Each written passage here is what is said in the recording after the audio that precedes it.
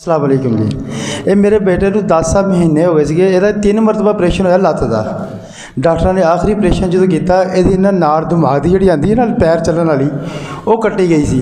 ਇਹਨਾਂ ਕਿਹਾ ਸਾਰੀ ਜ਼ਿੰਦਗੀ ਨਹੀਂ ਚੱਲ ਸਕਦਾ कि मुहताज हो गया वा, ये बस दवाई है चल नहीं सकता है। अलहमदुलिल्ला इत्थे आए हैं अज माशाल्लाह 7वां दम आ ये चल रहा वा, अपने पैरों पर चल रहा।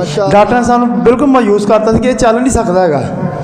अलहमदुलिल्ला अपने पैरों पर आंदा वा। ये डॉक्टर ने सानू बिल्कुल जवाब दे दिता सी। ये डॉक्टर ने दस्सिया कैंसर है।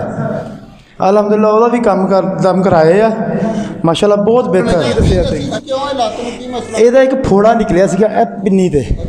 एक मरतबा ऑपरेशन कराया, 10 महीने बाद दोबारा कराया।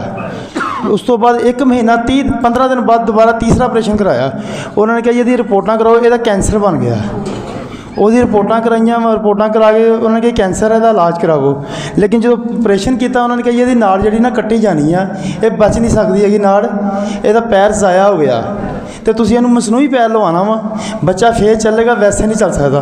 ਔਰ ਅਲਹਮਦੁਲਿਲਾ ਤੁਹਾਡੇ ਸਾਹਮਣੇ ਆ ਇਹ ਮਾਸ਼ਾਅੱਲਾ ਹੁਣ ਚੱਲਣ ਲੱਗ ਗਿਆ ਵਾ माशाअल्लाह। अच्छा तुसें ਜਦੋਂ ਇਲਾਜ ਦੇ ਦੌਰਾਨ ਕਿੰਨਾ ਖਰਚਾ ਕਰ ਲਿਆ ਹੋਣਾ, ਕਿੰਨੇ ਡਾਕਟਰ ਕੋਲ ਗਏ ਨੇ? ਉਹ ਭਾਈ ਮੈਂ ਤੇ ਗੋਜਰੇ ਵੀ ਜਾਂਦਾ ਰਿਹਾ ਵਾਂ, ਖਿੱਦਰ ਵਾਲੇ ਵੀ 5 ਫੇਰੇ ਦੇ ਦਮ ਕਰਾਏ ਨੇ।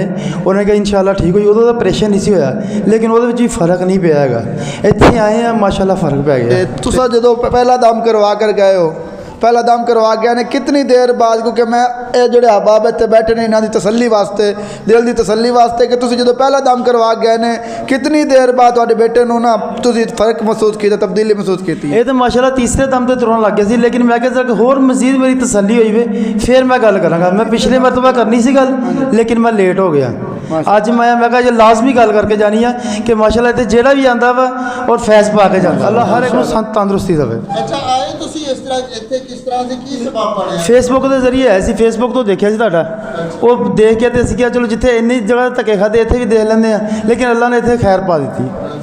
अच्छा वो जो तुसी फिर देख के आए हो, हाँ जी, जो देख के वीडियो देख के आए जी, ये वो मोबाइल ते अजकल हो गई काम गलत भी होंदे ने, ड्रामेबाजियां भी ने।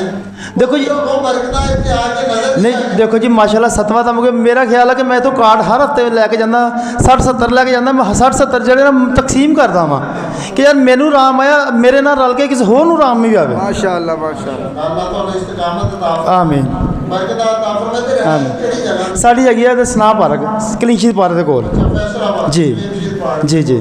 ਤੇ ਉਹ ਤੁਸੀਂ ਉਹਨਾਂ ਨੂੰ ਪੈਗਾਮ ਕੀ ਦੇਣਾ ਚਾਹੋਗੇ ਮੁਹੱਬਤ ਵਾਲਾ ਜਿਹੜਾ ਲੋਕਾਂ ਦੇ ਸਾਥ? ਅਸੀਂ ਇਹੀ ਪੈਗਾਮ ਦੇਵਾਂਗੇ ਤੁਸੀਂ महफिल बना सजाओ भी, पढ़ो भी और पढ़ाओ भी। इंशाअल्लाह अल्लाह बरकत पाएगा, ਤੁਹਾਡੀ दुख दर्द ਜਿਹੜਾ इंशाअल्लाह दूर होएगा।